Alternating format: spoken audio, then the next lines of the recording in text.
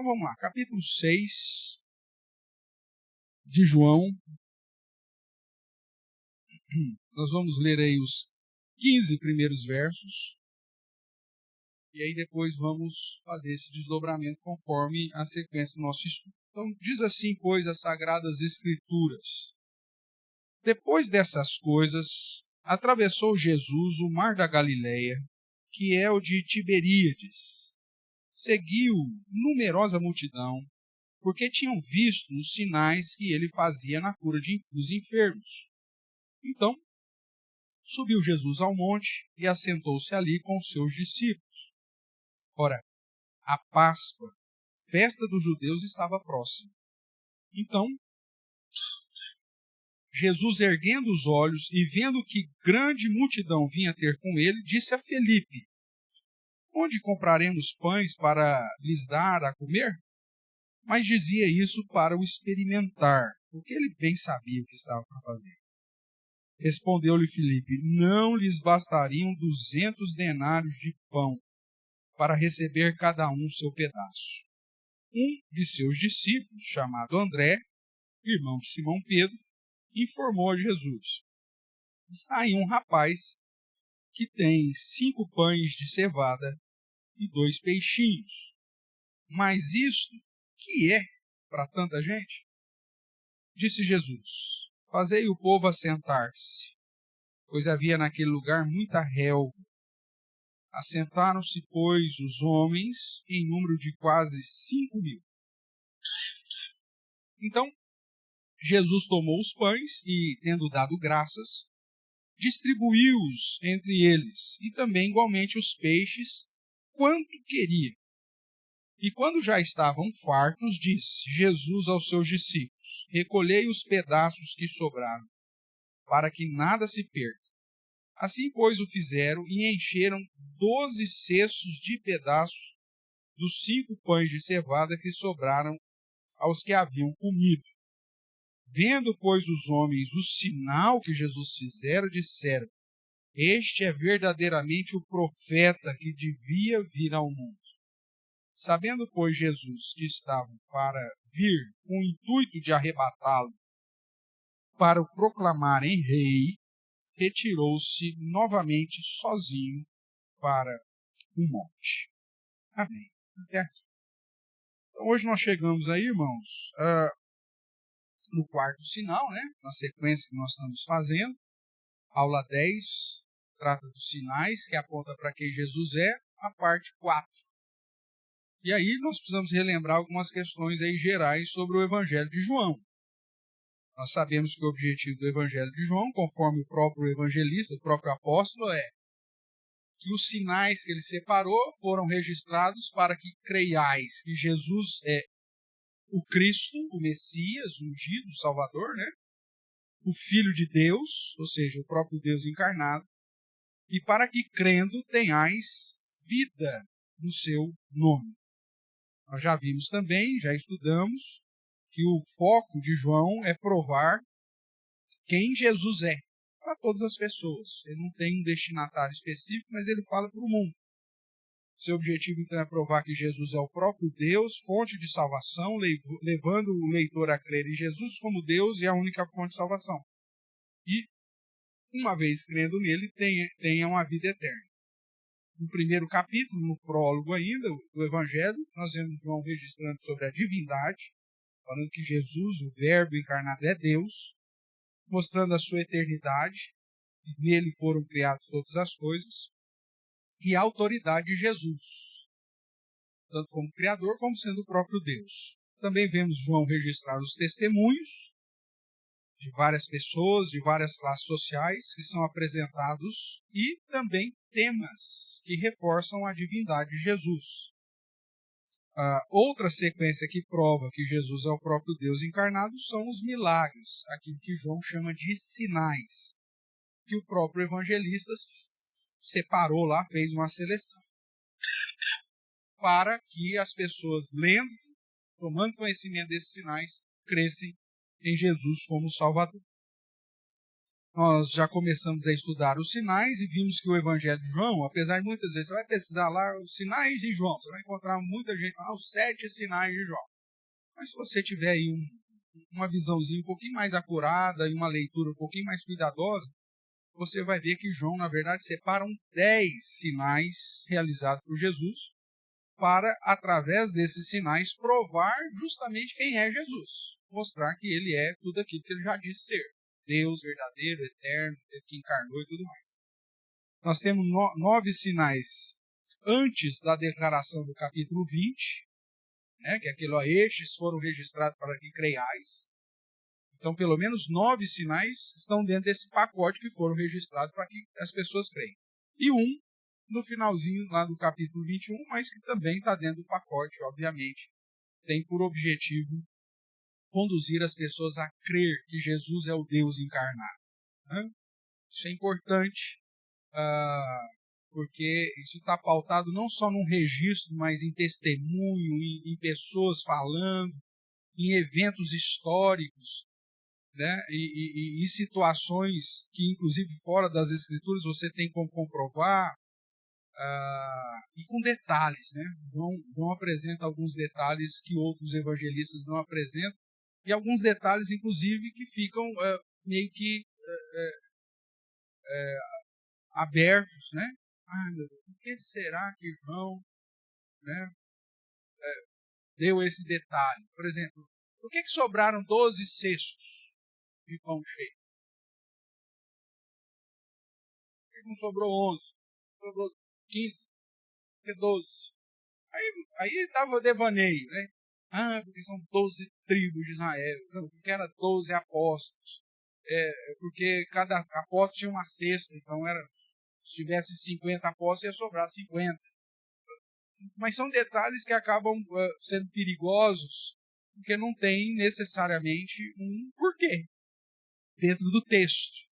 Às vezes, situações depois, com outros textos, pode até nos trazer alguma ideia. Mas, na verdade, serve tão somente para comprovar a veracidade do fato.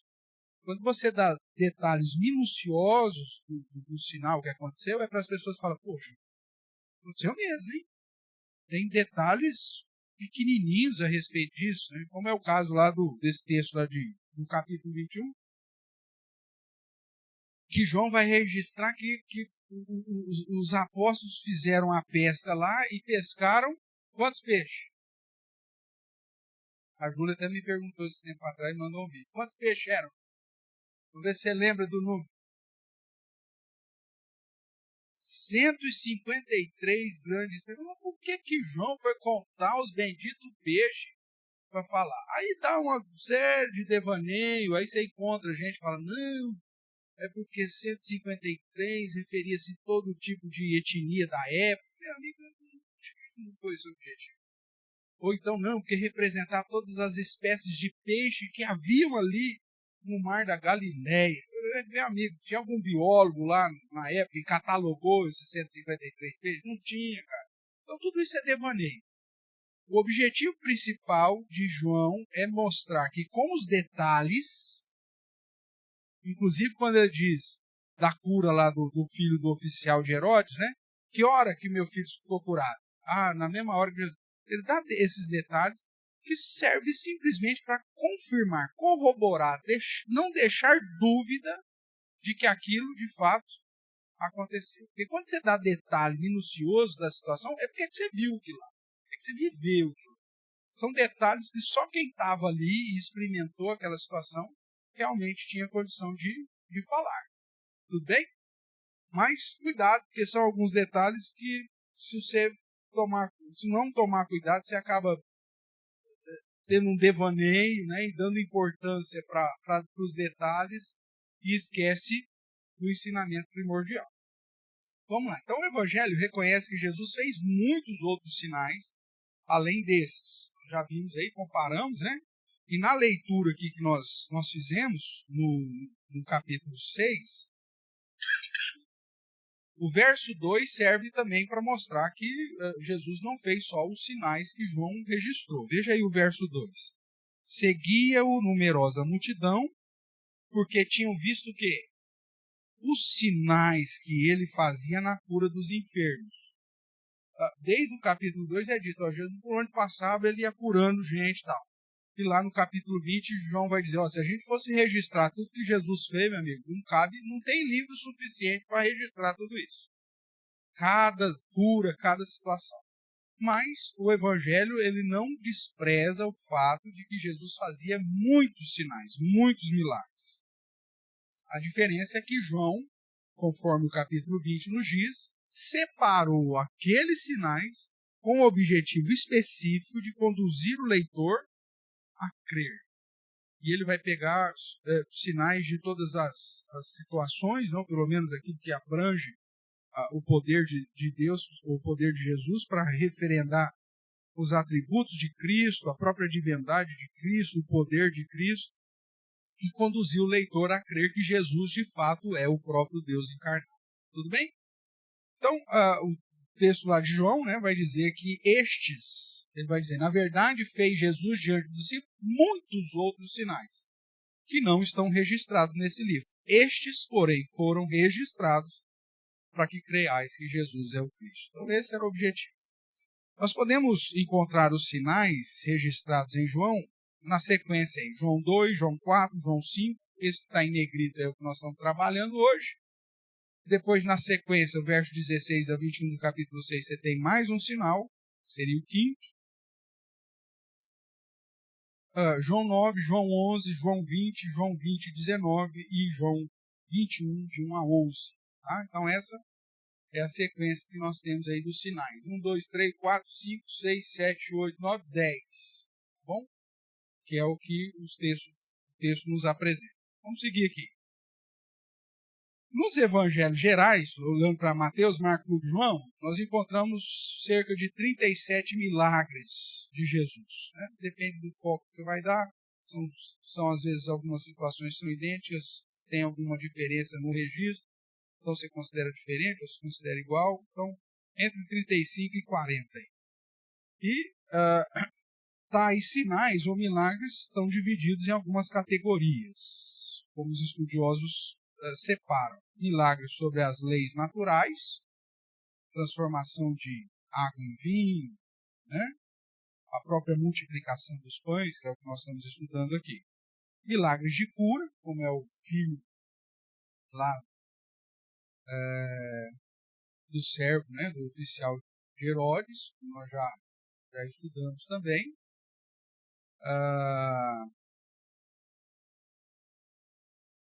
A cura do paralítico, que foi o que nós estudamos a semana passada, capítulo 5. Depois, milagres de libertação e exorcismo. E milagres sobre a morte, ou seja, de ressurreição. Tudo bem? Então, nós temos dividido nessas áreas. E lembrando rapidamente, irmãos, o primeiro sinal, que é transformar água em vinho, demonstra que Jesus é o Deus Criador, que tem poder sobre todas as substâncias criadas, e ao mesmo tempo, o contexto nos mostra que ele é um noivo provedor que supre as necessidades da sua noiva, protegendo-a da vergonha e promovendo a alegria ao invés de tristeza. Já o segundo sinal, que é a cura do filho do oficial do rei, né, lá de João 4, muito mais que mostrar que Jesus tem poder para curar, mesmo à distância, o segundo sinal exalta o poder de Jesus em promover a fé para a salvação. E creu, no texto final vai dizer, e que o oficial, ele creu e toda a sua casa. Então esse foi o grande milagre, na verdade. O terceiro sinal do Evangelho é a cura do homem enfermo aí há 38 anos. Na verdade, era um descrente miserável, né? E não sabia nem que era Jesus, apesar de todos os sinais que já estavam acontecendo. Esse terceiro sinal mostra o poder de Jesus, a sua onipotência, né? Tem todo o poder, a sua palavra basta para curar, e mesmo aqueles que não o conhecem, até mesmo rejeitam. Se você observar lá no capítulo 5, você vai ver que ele não sabia nem quem era Jesus, e depois que Jesus se revela a ele, ao invés dele adorar o Senhor, ele vai dedurar Jesus para os judeus, porque Jesus o curou num dia de sábado. Né? Então, veja, o sinal não promove a fé salvadora. Então, os sinais não são um fundamento para gerar a fé salvadora. E a cura física ou o recebimento de uma bênção de Deus não exclui a necessidade do verdadeiro arrependimento e a fé. Por isso que Jesus olha para ele, estou vendo que está curado. Não peques mais para que não te aconteça coisa pior. O que é pior? Condenação. Então ele tinha que crer, tinha que se arrepender, né? Mudar de vida, que é isso que é o foco. Mas Jesus pode fazer curas e milagres na vida de pessoas que nem o conhecem e que nem o reconhecem como o verdadeiro Deus. Na verdade, o capítulo 5, capítulo 6 e um pedacinho do capítulo 7 vai mostrar que, apesar de todos os sinais, muita gente continuava não crendo em Jesus. Até mesmo aqueles que recebiam bênção durante esses sinais. Esse homem aqui do capítulo 5 é um exemplo disso. A própria multidão do capítulo 6, nós vamos ver que é outro exemplo disso. E depois, mais à frente lá, você vai ver até os familiares de Jesus também, que não criam naquilo que ele, em quem de fato ele era. Então, o objetivo de João é que os sinais conduzam as pessoas a crer, mas, ao mesmo tempo, o registro dos sinais mostra que não é pelos sinais, mas é pela palavra que as pessoas vão crer.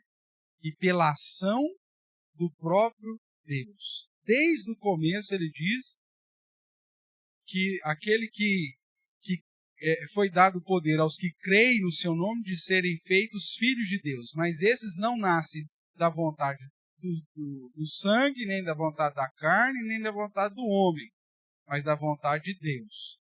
Então João está dizendo, Jesus fez um monte de sinal, né? E serviria para você crer que ele de fato é quem ele diz ser. Mas se não for da vontade de Deus, se o Espírito Santo, que é aquele que sopra onde ele quer, não resolver soprar na sua vida, você pode até ser alvo de todos os sinais possíveis de Jesus, mas você vai continuar na incredulidade. Porque a salvação é fruto da ação de Deus. Tudo bem? Então é isso. Vamos caminhar. Então os sinais apontam para quem Cristo é.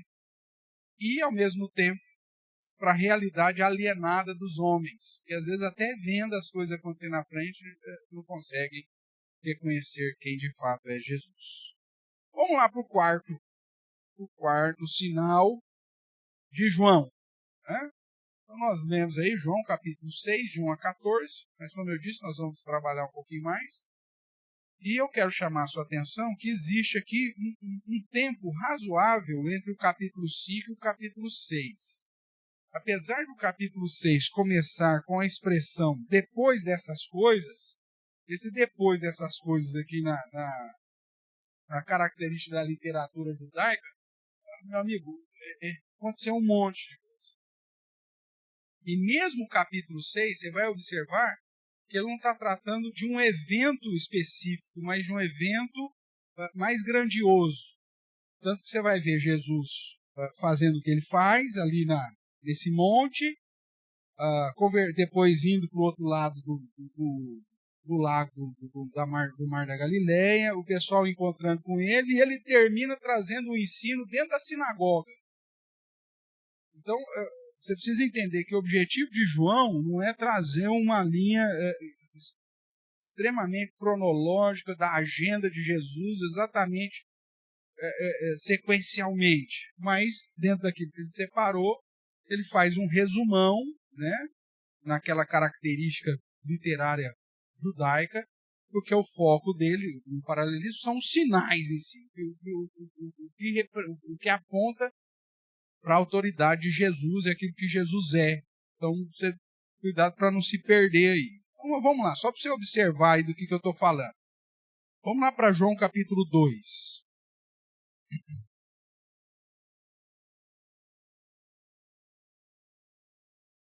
João capítulo 2, eu vou ler o 13 aí, ó. João 2,13. O capítulo 2 diz que Jesus primeiro estava lá em Caná da Galileia, não é isso? Foi a questão do casamento. Depois, no verso 12, diz que ele desceu para Cafarnaum. Nós já vimos isso no mapa, que é o norte de Israel. Caná e Cafarnaum está ali no mesmo rumo ali. E aí no verso 13 vai dizer, estando próximo o quê? A Páscoa dos judeus, Jesus subiu para Jerusalém. No mapa ele desceu, né? Você vai estar vendo o mapa de Israel lá, está no norte, ele desceu. Mas no relevo, Jerusalém fica no monte. Então por isso que diz que ele subiu. Apesar de você olhando no mapa, mas ele não desceu. Não, ele subiu porque está levando em consideração a geografia, o relevo, né? E não a questão visual do mapa. Tudo bem? Porque às vezes o pessoal olha para o mapa lá e vê Caná, Cafarnaum lá em cima, Jerusalém aqui embaixo, aí diz o texto. Jesus subiu para Jerusalém. Não, está descendo. Porque o mapa ele não apresenta a questão do relevo, das montanhas, da geografia. Né? Aqui mesmo no Brasil você tem uma situação dessa. Vamos descer para a praia, mas para descer para a praia primeiro você tem que subir, né? Para depois descer a serra. Assim. Então, se você considerar só descida, né? É complicado. E mesmo o pessoal do Nordeste, né? Às vezes está lá no Nordeste, desce para o Sul, mas tem que subir aí, às vezes, muitas montanhas. Então, cuidado aí, só para você não confundir com isso. Então, ele desceu para Jerusalém. Capítulo 2, verso 23. Estando ele onde? Em Jerusalém, durante a festa da Páscoa. Então, ele foi para Jerusalém. Estando lá em Jerusalém, ele conversa com Nicodemos, tudo bem? Aí, no capítulo 4, verso 3, Jesus sai de Jerusalém e começa a voltar para o norte, para Galiléia, passando pela Judéia. Então, deixando a Judéia, retirando-se outra vez para a Galiléia. Voltou para o norte lá. Tá? Verso 46. Capítulo 4, verso 46. Dirigiu-se de novo, ele passou então por Sicar, pelos samaritanos, né? Foi até a Galiléia, e ali então foi para Caná da Galiléia. Dirigiu-se de novo a Caná da Galiléia, onde da água fizera vinho. Aí foi quando o oficial de Herodes veio de Cafarnaum, que é a mesma região. Mas veja lá, está lá em cima. Aí o capítulo 5 vai dizer assim, passadas essas coisas, havia uma festa dos judeus e Jesus subiu para Jerusalém de novo.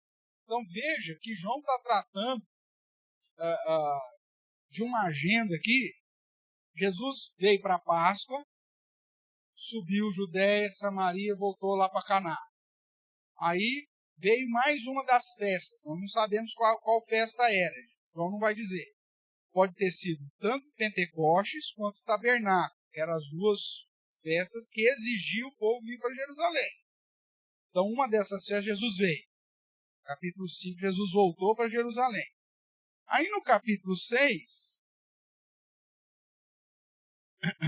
vai dizer o seguinte, depois dessas coisas, atravessou Jesus o mar da Galileia, que é Tiberíades. Então Jesus está voltando de novo. Só que o texto vai dizer que a Páscoa estava próxima. Deu nó aí? O que foi? É muito tempo. Só que veja, ele teve uma Páscoa, subiu. Aí teve uma das festas. Vamos considerar lá que foi Tabernáculos, que é a última festa. Isso lá,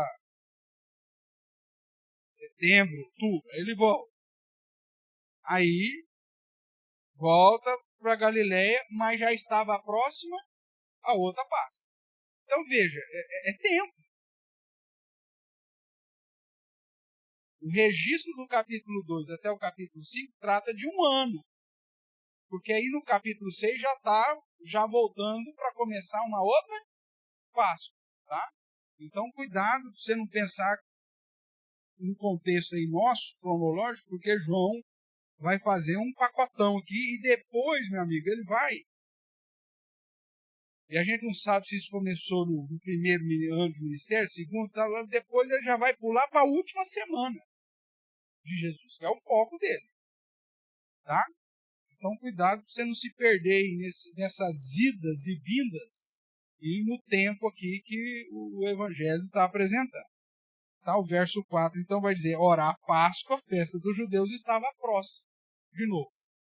Então, nós vemos que Jesus novamente estava na Galiléia, ou pelo menos subindo para a Galiléia, porque ele estava atravessando o mar da Galiléia.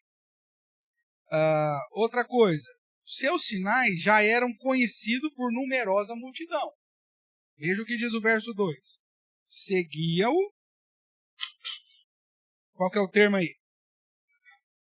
Numerosa multidão. E nós temos mais ou menos um número dessa numerosa multidão. 5.000 homens. Quase 5.000 homens. Quando você vai comparar com os outros evangelhos, você vai ver que os outros evangelhos falam, olha, como que eu chego nessa conta, meu Deus do céu? Né? Vai lá, vai fazendo a fila aí. Um pedaço de pão pra você, vai contando. André, vai contando enquanto Felipe vai entregando. Como que foi esse negócio? Segundo os outros evangelhos, o que os discípulos fizeram? Quando Jesus fala, ó, pede para a turma se assentar, que é o que ele fala aqui em João, nos outros evangelhos explica que eles fizeram grupos de 100 homens ou de 50 homens. Então fizeram lá, ó, faz um círculo aí de 50 homens aí, 5 de 100, 5 de 50, tarará. Então cada grupo de 50 homens, né, junto com mulheres e com crianças. E aí então depois ficava fácil você contar lá, ó, tem quantos de 50? Tantos. Tem quantos de 100? Tantos. Nossa, deu quase 5.000. Tudo bem? Só que quando registra quase 5.000 homens, os outros evangelhos vai dizer fora mulheres e crianças. A gente não sabe como que era na época, né, Gabriel? Mas se a gente fosse considerar hoje que a igreja tem muito mais, tem mais homem ou mulher na igreja? Tem muito mais mulher e criança na igreja do que homem, né?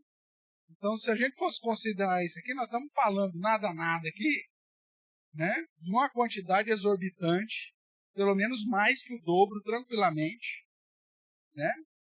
Sem falar que era comum também no povo judeu um cara ter mais que uma, então aí bagunçou com o coreto, tá? Mas essa numerosa multidão, que eu quero chamar a sua atenção, é que era gente para dentro. Para chegar em quase 5.000 homens, nós tínhamos aí uma quantidade exorbitante. Então, quer dizer, Jesus já era muito conhecido. Tudo bem? O que mais que eu quero chamar a sua atenção? Jesus aqui aponta um problema para os seus discípulos. E o texto vai dizer que o objetivo deles era experimentá-los, era ensiná-los. Jesus chega para ele e fala, e agora, cara?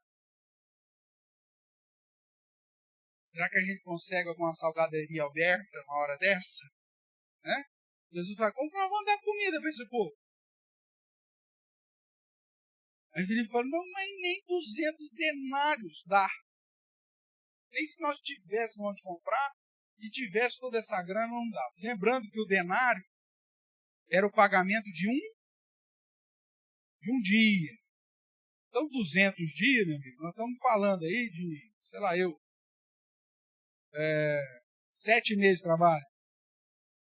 30 dias, 3 vezes 7, 210. 200 denários, 7 meses de trabalho, meu amigo, você comprar comida para esse povo todo. Né? Então, é muita grana. Tá certo? E aí, mas Filipe só dá indicativo. Aí o João vai dizer que Jesus fez isso para experimentá-lo, que é um dos pontos do capítulo 6. Você vai ver que o outro sinal tem tudo a ver com essa ideia de experimentar a fé dos discípulos. Jesus está moldando a fé dos discípulos. Os sinais que João registrou não foram aleatórios, tinham um objetivo específico. E esse aqui era experimentar os discípulos. E o problema é que você vai para um dos evangelhos, não vou lembrar de cabeça agora, que diz que eles não tinham entendido o que aconteceu na multiplicação. Jesus fez aquilo para ensinar e os caras não aprenderam. Mas, por isso que você vai encontrar o registro de uma segunda multiplicação, né, no caso do Evangelho de Mateus e Marcos. Você vai encontrar uma segunda multiplicação. Aqui quase 5.000 homens, com 5 pães e 2 peixinhos. No outro registro lá de Mateus e Marcos, você vai encontrar para 4.000 homens, 7 pães e 2 peixinhos. Então, muda aí a quantidade de peixe, a quantidade de pão, a quantidade de pessoas, mas em 2 ocasiões Jesus faz esse milagre da multiplicação. Tudo bem até aqui? Tranquilo. Então, esses detalhes. Isso gera, então, o contexto geral do quarto sinal. Né? Mas vamos entender um pouquinho aqui essa questão na geografia. Vamos lá. O Mar da Galileia, olha lá, ó, Mar da Galileia. Na verdade, não é um mar. É um lago de água doce no norte de Israel. Tá? Da onde sai o Rio Jordão, que vai lá para o Mar Morto. Tudo bem? Depois você ampliar o mapa, você vai ver isso. Mas o Mar da Galileia pega o norte de Israel. Também era conhecido como o Lago de Genezaré. Por quê? Por causa da planície de Genezaré. Muito provavelmente, uma das possibilidades é que Jesus estava aqui, nessa planície. Apesar de citar esses nomes, mas por que provavelmente? Por causa da informação que havia muita relva. Não era um lugar de rocha, era um lugar de terra. E essa planície aqui era a parte mais produtiva, mais verdejante que tinha ali. Então, provavelmente indica isso.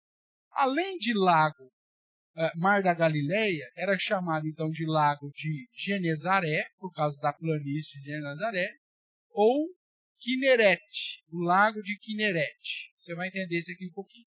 Ou, como nós vimos aqui em João, ele falando, atravessou Jesus o Mar da Galileia, que é o Lago Tiberíades, por conta dessa cidade aqui, feita por Tiberíades, né, pelo Herodes, em homenagem, e aí mudou o nome do mar por conta dessa cidade. Mas era conhecido como o Mar da Galileia, como o Lago Genezaré, ou como o Lago Tiberíades, ou Quinerete. Por quê? Né? Tá errado aqui, desculpa. Por conta do formato. É um formato, tem um H, né? O formato de harpa. Tudo bem? Então, esse era o nome. A localização não é exata, na onde Jesus estava, porque há distinção entre os evangelhos. Nós vimos que João disse que ele estava atravessando o mar, tudo bem? Saindo aqui da região sul, Jerusalém e tal, atravessando o mar. A ideia de falar de Tiberíades talvez indica que poderia ser a partir dessa região. Tem um dos evangelhos que vai citar que ele estava indo para Betsaida. Outro vai falar que ele estava indo para Cafarnaum. Mas isso pouco importa, porque é o seguinte, se você está indo para o norte, você pode usar referências. Né? Por exemplo, nós vamos para o norte do estado. Se alguém pergunta, eu preciso ir para o norte do estado. Se você perguntar para o Roberto, ele fala, você vai seguir para Bebedouro. Porque é o contexto dele. Se você perguntar para mim, eu vou mandar você seguir para onde? Para Barretos, é o meu contexto. É o mesmo norte? Claro que é o mesmo norte. Está indo para o mesmo norte. Só que são duas referências diferentes. Tanto é que para você ir para Barretos, você tem que passar por Bebedouro. Então a ideia que os evangelhos falaram, ele estava atravessando o Mar da Galileia e estava indo para Cafarnaum, ou está indo para Betsaida. Não importa, porque é só referência que aponta para o norte. Tá? E isso não é definitivo para você determinar a questão do fato propriamente que estava acontecendo. Porque depois, os detalhes que eles dão são idênticos. Jesus estava na praia, apareceu muita gente, ficou tarde, não tinha comida, Jesus multiplica, todos eles. Mateus, Marcos, João vai dizer. Pegaram 5 pães e 2 peixinhos e Jesus multiplicou e sobraram 12 cestos cheios de peixe, cheios de pães. Então, os detalhes de todos eles confirmam o que aconteceu. Agora, se o fato foi em Betsaida, foi em Cafarnaum, foi aqui na planície de Genezaré, ou alguma coisa aqui nesse negócio, não foco. É a mesma ideia, não é o grande. São detalhes que apontam para a veracidade do que aconteceu. Outra imagem aqui, essa aqui é a imagem de satélite, né? Só para você ter uma ideia. Mesma coisa, ó, Tiberíades, Genezaré, Cafarnaum, Betsaida, que hoje chama junto. Então você tem mais ou menos 24 quilômetros de comprimento por 14 quilômetros na parte mais larga do lago. Então não é um laguinho, não é um trem absurdo, né, perto daquilo que nós conhecemos, mas também não é nada tão simples. Por isso que o judeu chama de mar. Mas é água doce, é um mar. Tudo bem? Então aí, 24 quilômetros, 14 de largura, tal. Estimava-se que na época de Cristo vivia ali 150 mil pessoas. E aí você tem esse, não sei nem de quem que é essa imagem aqui e tal, tá aqui tá aqui de onde que tirou. Ele põe alguns eventos que aconteceram aqui no Mar da Galileia durante o ministério de Jesus na Galileia. Pesca maravilhosa, multiplicação dos pães, Jesus andando tempestade, aquela coisa toda, tá bom? Então, é um lago razoavelmente grande. Então, por isso que o cara saindo daqui, por exemplo, estão indo para o norte, pode citar Genezaré, Cafarnaum ou Betsaida. Porque é o indicativo para onde eu estou subindo. Tá bom? Dito isso, vamos voltar aqui para o milagre. O milagre da multiplicação dos pães e peixes, irmãos, é o único que também é descrito em todos os outros evangelhos. Nós estamos aqui diante do único milagre de Jesus que é registrado por Mateus, registrado por Marcos, registrado por Lucas, registrado por João. Como eu disse, tem alguns detalhes sobre a localização, que é incerta, mas os detalhes da multiplicação do milagre em si são idênticos. Né? Não tem aquela lance. João vai falar, Jesus multiplicou pão e peixe. Aí Marcos vai falar, não, Jesus multiplicou lasanha e paca. Né? Já que estamos aí na hora da paca. Então, não, todos é Jesus, 5 pães, 2 peixes, multiplicou para quase 5.000 homens, fora mulheres e crianças, todo mundo comeu e sobraram 12 cestos cheios. Todos eles falam a mesma coisa, dando ênfase de que o milagre, de fato, tem comprovação. Você tem 4 testemunhos que comprovam isso. Como nós sabemos, todo milagre ou sinal aponta para o próprio Cristo. É para exaltar o próprio Cristo. Quando Jesus cura alguém, não é porque ele está curando alguém. Na verdade, quando Jesus cura alguém, ele está falando mais a respeito do poder de Cristo do que do miserável lá que foi alvo da misericórdia. Quando Jesus ressuscita Lázaro, isso exalta Lázaro? Não, exalta Cristo com o poder de poder ressuscitar. Tudo bem? Então, sempre, todo milagre e sinal foca no próprio Cristo, que aponta os seus atributos, como Deus, que é a sua missão, o seu poder, né? E na multiplicação dos pães e dos peixes, não é diferente. Vamos ver aqui esses versos, do capítulo 6. Versículo 33 a 35 aqui do capítulo 6. Vira aí uma página aí. Então, Jesus multiplicar pães, todo o contexto depois vai apresentar, é que Jesus, de fato, é o pão da vida, né? E ele diz assim no 33, porque o pão de Deus é o que desceu do céu e dá o quê? Dá vida ao mundo. Então lhe disseram, Senhor, dá-nos sempre desse pão. Eles estavam preocupados só com a questão física, né? Morto de fome, né? Declarou-lhes, pois, Jesus, eu sou o pão da vida.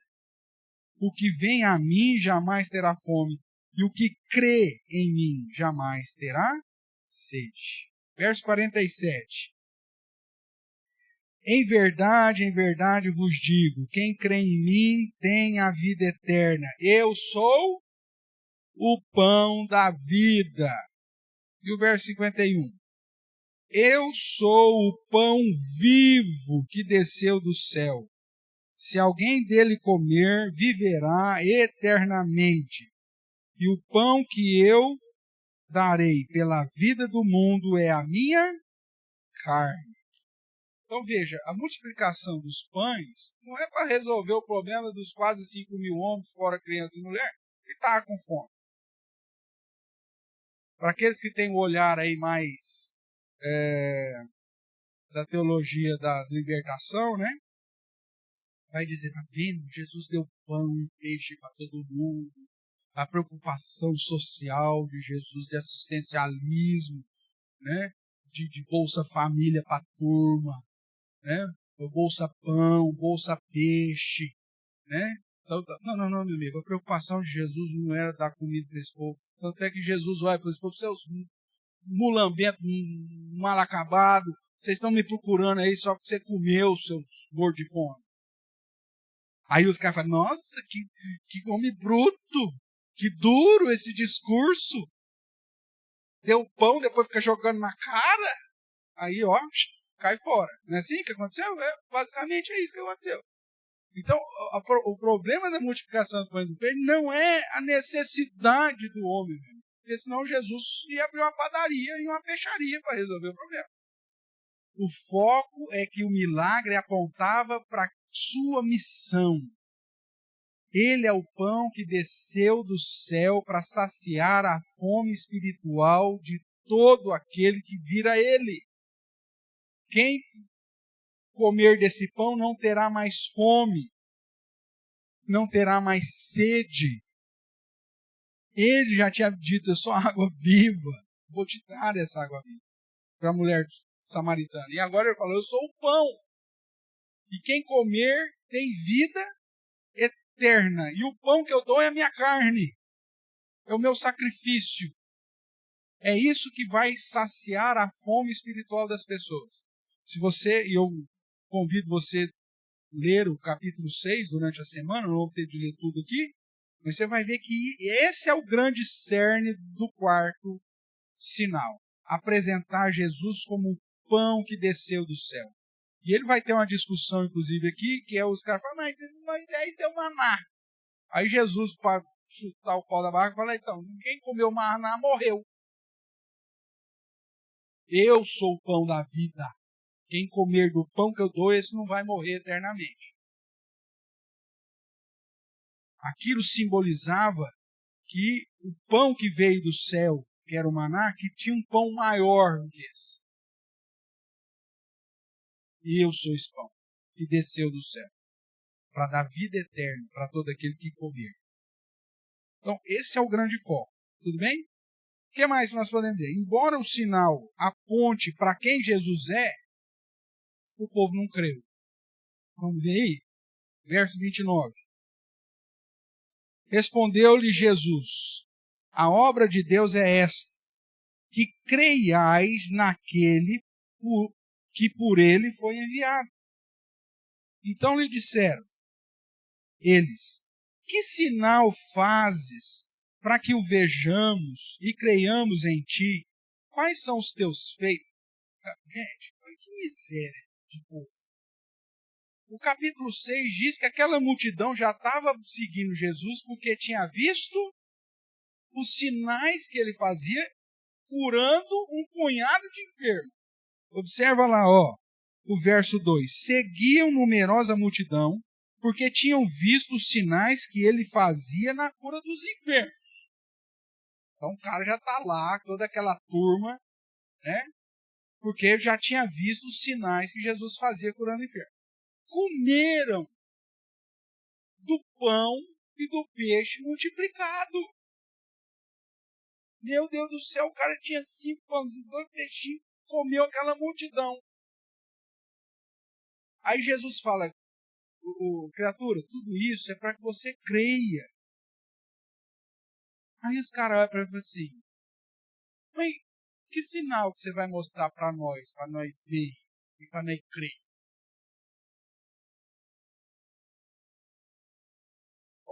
Olha a alienação espiritual desse povo.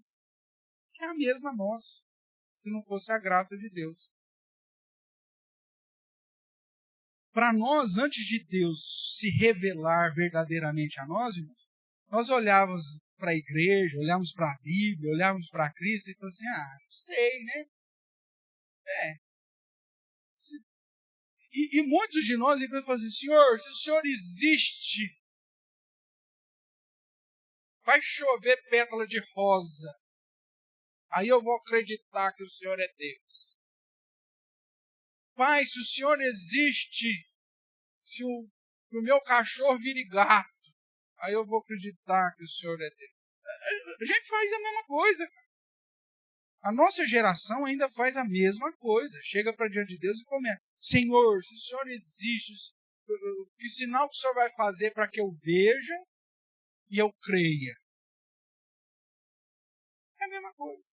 Quantas e quantas histórias você não tem de pessoas que vêm na igreja e falam assim, mas eu falei para Deus, se Deus existe, que Ele faça tal coisa, não sei o que, tarará, que aí eu vou acreditar nele. Cara, o maior milagre foi que Jesus veio e morreu na cruz para você e a gente ainda quer ver alguma coisa.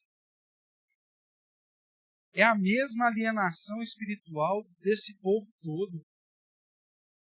Você conversa com as pessoas e ela fala assim, mas se Deus existe, por que tem então tanta situação adversa?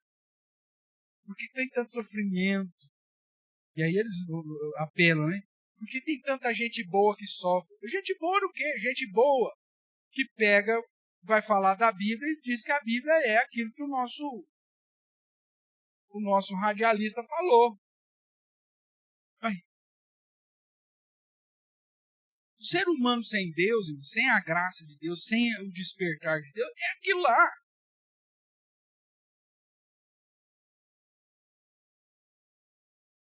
É Paulo perseguindo os cristãos. Sou eu que zombava da fé alheia e que não acreditava. A única certeza que eu tinha antes de o Senhor se revelar a mim é que eu nunca queria ser crente na minha vida. Isso é uma vergonha ser crente. E tanto quando Deus me fisga, a minha família falou assim, não, que vergonha que você fez, cara. Que vergonha. Meu pai falou assim, esperava tudo ser, cara. Vai virar crente. O meu pai, se eu tivesse falado que eu tinha virado gay, eu acho que tinha menor o impacto do que eu falei, virei crente. Eu falei, mano, não acredito, cara. Você é um menino tão inteligente. Minha tia falou, você precisa merece apanhar na cara. E veio pra cima. Se não fosse outra segurar, talvez... Porque essa é a nossa realidade sem Deus, irmão. Os caras já tinham visto tudo. Jesus tinha acabado de fazer a multiplicação. Eles tinham encontrado Jesus do outro lado do mar da Galileia, sabendo que Jesus tinha ficado sem barco do outro lado. Mas de repente eles até pensaram, como você chegou aqui? Certamente o Jesus falou, gente, veio andando. Os caras viram tudo isso. Aí quando Jesus fala, olha, tudo isso é para você crer. Ele fala assim, então que sinal que você vai fazer para que eu veja e eu creia? Alienação espiritual. Depravação total que nos cega, nos ensurdece. E a gente ouve a pregação e aquilo não faz sentido.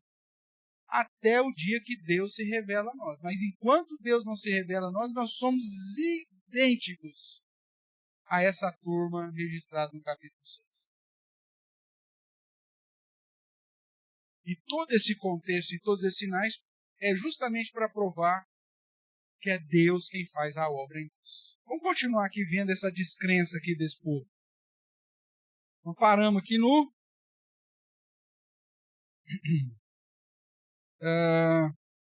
30, no verso 30. Então lhe disseram eles, que sinal fazes para que o vejamos e creiamos em ti?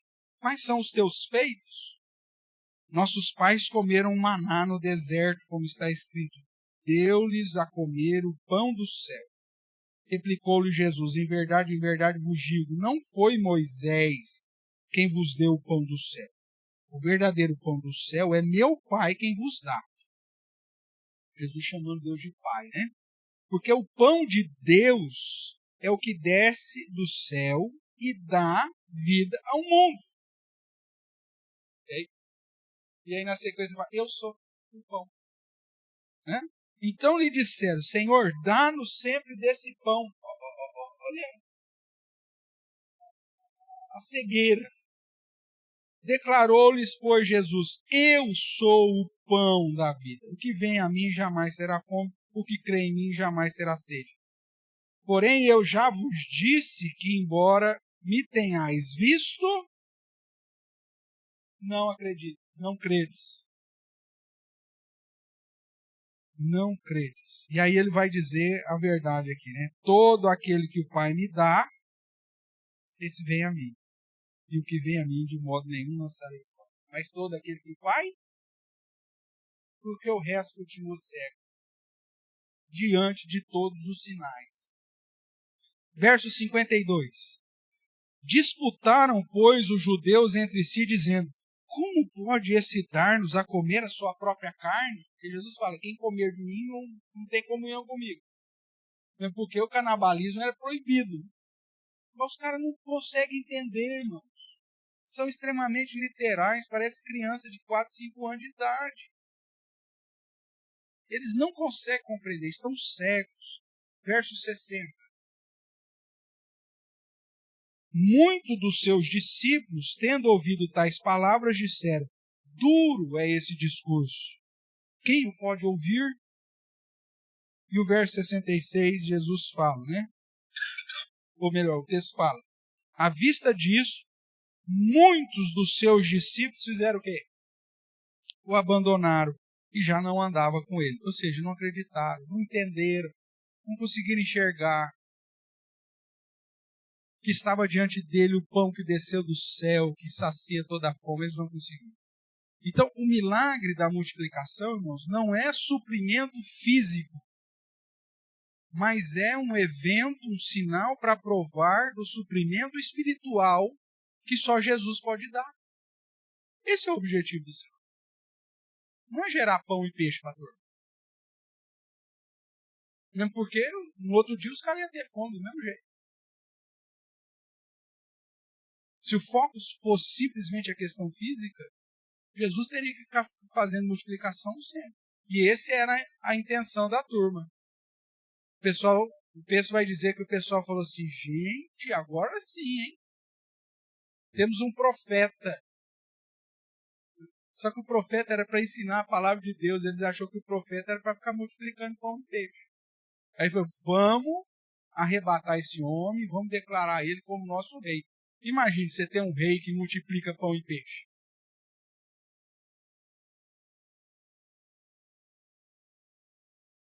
Já pensou?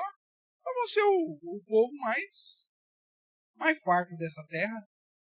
Só não seria melhor do que o nosso, que ia multiplicar a picanha. Mas já tem peixe, já tá bom. Ia ser o belo do estadista. Porque o povo só está pensando na vida terrena. Só no suprimento físico. E aí Jesus, foge. Vai sozinho para o outro monte. Porque o objetivo dele não era estabelecer um reino terreno, mas um reino espiritual. Vamos caminhar mais um pouquinho aqui. Apesar de ser um sinal que supriu a necessidade física, o seu objetivo era justamente o contrário. Apontar para Jesus como o pão da vida, que desceu do céu para dar vida eterna e suprir a necessidade espiritual do homem, com vistas a levá-lo para o reino celeste. Nós lemos aqui do verso 35, né, em diante. E aí a ideia de que Jesus diz, eu sou o pão da vida. Quem vem a mim jamais terá fome. Quem crê em mim jamais terá sede. O verso 37 que nós lemos diz: todo aquele que o Pai me dá, esse virá a mim, o que vem a mim de modo nenhum lançarei fora. Porque eu desci do céu, não para fazer a minha própria vontade, é a vontade daquele que me enviou. E a vontade de quem me enviou é esta: que nenhum eu perca de todos os que me deu. Pelo contrário, eu ressuscitarei no último dia. De fato, a vontade de meu Pai é que todo homem que vir o Filho e nele crer, tenha a vida eterna. Veja, a vontade do meu Pai. E eu o ressuscitarei no último dia. Verso 62. Que será, pois, se virdes o Filho do Homem subir para o lugar onde primeiro estava? Então, o pessoal não estava entendendo nem a questão do porquê dos milagres, dos sinais que apontar Jesus como a fonte de salvação. Aí Jesus fala: se vocês não estão crendo nisso, na hora que eu subir para o céu de novo, como que vai ser? Vocês não vão crer de novo. Porque não são os sinais que produzem fé salvadora. Os sinais serviam simplesmente para apontar quem Jesus era, para confirmar a palavra que Jesus pregava. Marcos vai dizer isso. Mas somente entenderia aqueles que o Pai separou para si. Então vamos caminhar. O homem, ele queria suprir apenas as questões terrenas. Veja o verso 26.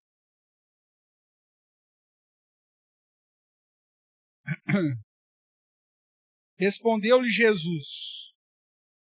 Aqui, o verso 25 é a pergunta que eu te falei, né? E tendo encontrado no outro lado do mar, lhe perguntaram: mestre, quando chegaste aqui? Ficou lá, os discípulos vieram, você ficou lá sem barco, como você apareceu aqui?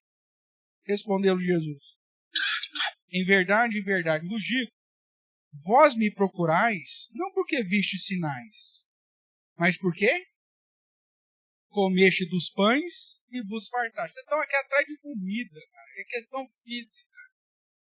É o que acontece ainda hoje. Tem gente que vem na igreja só atrás de algum benefício. Ah, vou frequentar aquela igreja porque lá ele me dá a cesta básica. É tudo pão. E às vezes a igreja falha no seu propósito, né? Tem uma história, eu acho que eu já contei para vocês, a igreja presbiteriana da Pompeia, isso lá em 98, 99, os caras estão próximos de uma comunidade lá mais necessitada. Aí o que os caras fizeram? Começou a convidar o povo para vir. Aí o povo, não sei o que. Mas aí o pessoal vinha para pedir cesta básica.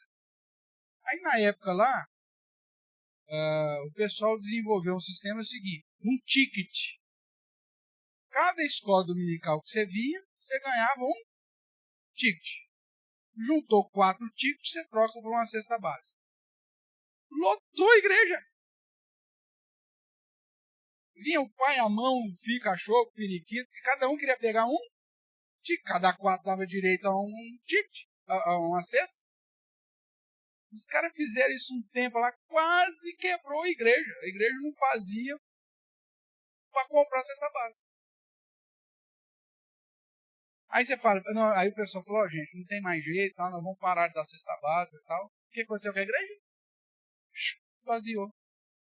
É a mesma situação. Na época, um amigo que era seminarista lá, falou: cara, a igreja tá bombando. Mas o que vocês fizeram? Não, um ticket. Eu falei: depois você me conta essa história. Mas não deu outra. Quase 6 meses, a arrecadação da igreja era só para comprar cesta básica. Não aguentou. Aí, cortou. O dia que cortou a cesta básica, sumiu o povo da igreja. O povo está indo lá para aprender, para amar Jesus, para louvar, para adorar, para servir. Não, está indo lá para ganhar um ticket. E junta 4, troca cesta básica. A igreja não entendeu nada, o povo não entendeu nada. E aqui é o mesmo contexto. Jesus olha para os caras e fala: vocês não estão vindo aqui para aprender, para ver o que está acontecendo. Vocês vieram aqui para vocês comerem, seus mortos de fome. Vocês só vieram aqui por causa do pão, para vos fartar. A preocupação de você é só terrena, é só física. Veja aí o verso 15. Antes ele fala, né? Verso 27. Trabalhai não pela comida que perece, mas pelo que subsiste para a vida eterna, o qual o Filho do Homem vos dará, porque Deus o Pai o confirmou com seu selo. Aí o verso 15. Sabendo, pois, Jesus que estavam para vir com o intuito de arrebatá-lo, para o proclamarem rei, retirou-se novamente sozinho para o monte. Veja, a visão desses caras era simplesmente terrena, física, de suprimento físico. Se Jesus é o rei, e o rei multiplica pão e peixe, nós estamos feitos. Vamos pôr esse cara como rei. Não tem que pagar imposto, não tem que pagar nada, porque nós vamos ter pão e peixe, nós vamos viver o resto da vida aqui. Só na Bolsa Família agora. Vamos tocando o barco. Assistencialismo eterno. O rei multiplicando pão e peixe. Acabou. Os exércitos sendo supridos com pão e peixe. Nós vamos ganhar todas as guerras. Acabou. Visão somente terrena. E eles que providenciassem aí pão sem trabalho. Né? Verso 34. Jesus falando do pão que veio do céu, que dá vida, parará, e os caras, Senhor, dá-nos sempre desse pão. Era só para encher o pão duro. Esse era o contexto. Eles não reconheceram Jesus como o Messias. Verso 41. Murmuraram, pois, dele os judeus, porque dissera, eu sou o pão que desceu do céu. E diziam, não é este Jesus, o filho de José? Acaso não lhe conhecemos o pai e a mãe? Como, pois, agora diz desci do céu? Alienação, cegueira espiritual. O selo que Deus havia dado, provado que Jesus era quem ele dizia ser, eles negligenciaram, não conseguiam enxergar. Veja, o sinal não produz fé, mas sim é o agir de Deus que produz. Verso 37 de novo. Todo aquele que o Pai me dá, esse virá a mim, o que vem a mim de modo nenhum lançarei fora. Verso 39. E a vontade de quem me enviou é esta, que nenhum eu perca de todos os que me deu, pelo contrário, eu ressuscitarei no último dia. De fato, a vontade de meu Pai é que todo homem que vir o Filho e nele crer tenha a vida eterna, e eu ressuscitarei no último dia. 44. Ninguém pode vir a mim se o Pai que me enviou não o trouxer, e eu ressuscitarei no último dia. Está escrito nos profetas, e serão todos ensinados por Deus. Veja, Jesus é o profeta que Moisés havia prometido lá em Deuteronômio 18, do verso 15 em diante, que nós lemos na reunião de oração. Eles falaram, esse é o verdadeiro profeta, porque estava multiplicando pão na visão deles. Mas o verdadeiro profeta é o que ensina as coisas de Deus, porque é o próprio Deus. Né? Portanto, todo aquele que da parte do Pai tem ouvido e aprendido, esse vem a mim. Verso 64. Contudo, há descrentes entre vós, pois Jesus sabia desde o princípio quais eram os que não criam e quem havia de trair. E prosseguiu, por causa disso é que vos tenho dito, ninguém poderá vir a mim se pelo Pai não lhe for concedido. O sinal aponta para Jesus como o próprio Deus onipotente, que tem o poder de multiplicar pão, peixe, mais até do que transformar água em vinho. Porque aqui você está trazendo à existência não só o pão com um monte de substância, e ainda já traz assado, né? Como você tem agora peixes sendo multiplicados.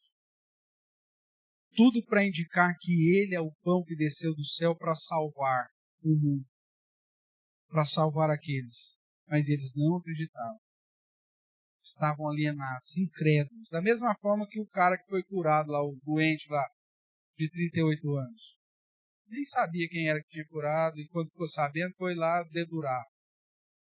Tudo isso para mostrar, irmãos, que os sinais não é importante, mas o importante é a palavra.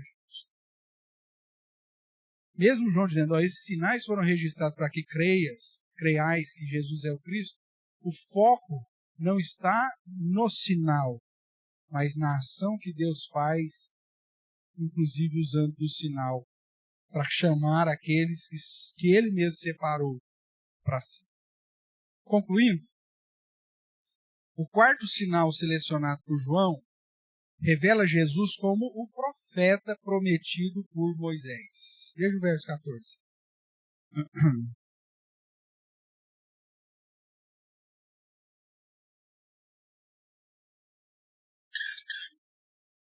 Verso 14 diz: Vendo, pois, os homens o sinal que Jesus fizera, disseram, este é verdadeiramente o profeta que devia vir ao mundo. Só que eles não tinham entendido o que Moisés falou lá em Deuteronômio sobre o profeta que devia vir no mundo ia revelar toda a vontade de Deus. Na cabeça deles era aquele que ia solucionar o problema da fome. Mas Jesus vai dizer que é aquele que veio para ensinar a respeito das coisas de Deus. Então, o milagre mostra que Jesus é, de fato, o profeta prometido. Além disso, é a fonte de vida eterna. Vários textos vai dizer que ele é para dar vida eterna. O verso 68 reforça isso. Quando Pedro diz, respondeu-lhe Simão Pedro, Senhor, para quem iremos? Tu tens as palavras da vida eterna. E nós temos crido e conhecido que tu és o Santo de Deus. A ideia de que ele é o profeta, o separado de Deus. Então, o quarto sinal revela Jesus como Deus Todo-Poderoso, porque só Deus poderia multiplicar os pães e os peixes. Como o Messias que desceu do céu para saciar a fome espiritual daqueles que o Pai separou para a sua própria glória. É disso que a multiplicação dos pães e peixes está falando. Da mesma forma que Deus supriu o povo no deserto com maná, agora Deus está suprindo espiritualmente o povo com o pão do céu, que é Cristo. E quem dele comer, nunca mais terá fome. E será ressuscitado no último dia, ou seja, terá vida eterna. Esse é o ponto. O quarto sinal revela Jesus, portanto, como o pão da vida e o único alimento espiritual que gera vida eterna. Por isso ele diz, tem que comer de mim, comer da minha carne e beber do meu sangue. É lógico que isso não é literal.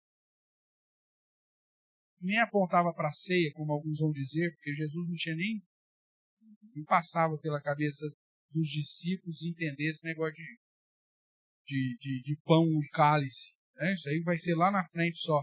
Mas a ideia aqui de comer da carne e beber do sangue aponta para o fato de intimidade.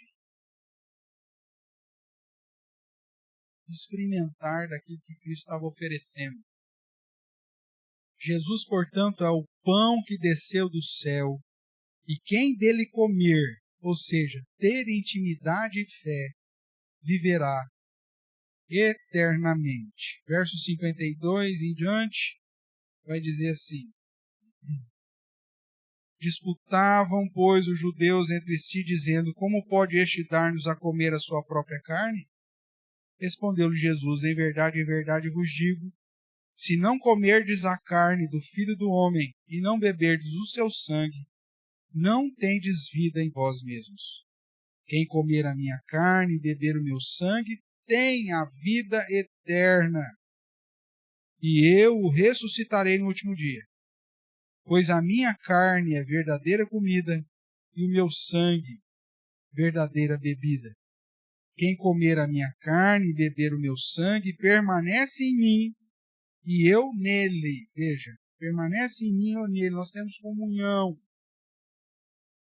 Assim como o Pai que vive me enviou, igualmente eu vivo pelo Pai, também quem de mim se alimenta, por mim viverá. Este é o pão que desceu do céu, em nada semelhante àquele que os vossos pais comeram, e contudo morreram. quem comer este pão viverá eternamente. Esse comer dele aponta para a intimidade. Da mesma forma que ele está no Pai e que agora ele está em nós.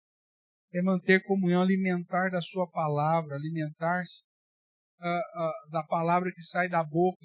No mesmo contexto dos evangelhos vai dizer, não só de pão viverá o homem, mas de toda palavra que procede da boca de Deus. É desse alimento que a multiplicação do pão e do peixe está indicando. Esse alimento que vem da revelação de Jesus Cristo como a expressão exata do ser de Deus, a plenitude da revelação. Essa intimidade que gera vida eterna. O quarto milagre, portanto, irmãos, é simplesmente para provar que Jesus é a fonte de suprimento espiritual para todo aquele que o Pai já separou para a sua própria glória. Tem um objetivo secundário, que era gerar fé nos discípulos. Por isso que Jesus estava experimentando.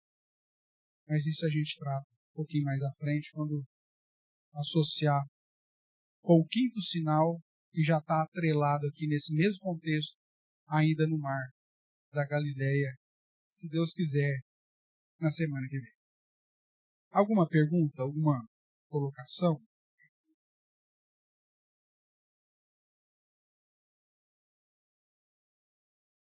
Para terminar, eu tenho uma pergunta para você. O que tem te trazido à casa de Deus? O pão físico? Ser abençoado? Ter uma casa? Ter um carro? Ter um emprego? Ter recursos? Ter comida na geladeira? Não, eu vou na igreja para Deus me abençoar. Eu quero trocar de carro esse ano. Eu vou na igreja para Deus me abençoar, porque se Deus me abençoar, você sabe, né? Passa fome mesmo. Então, o que te traz? A palavra de Deus, o alimento espiritual, poder servir e andar na presença de Jesus, ter comunhão com Ele? Ou você está na igreja para receber alguma bênção terrena? Paulo vai dizer que se você está aqui simplesmente para correr atrás de bênção terrena, você é inimigo da cruz de Cristo. Porque só pensa nas coisas terrenas. E se você realmente foi trazido por Deus, o seu propósito é outro. O seu propósito, segundo Paulo, é ser cooperador do Evangelho. É viver para a honra e glória do Senhor. Mesmo que não tenha pão. Mesmo que não tenha peixe. Porque o foco não é terreno. Mas nossa pátria, Paulo vai dizer, está no céu. Que a gente possa avaliar se não estamos vivendo do mesmo jeito que aquela multidão que só ia atrás de Jesus para ter algum suprimento físico.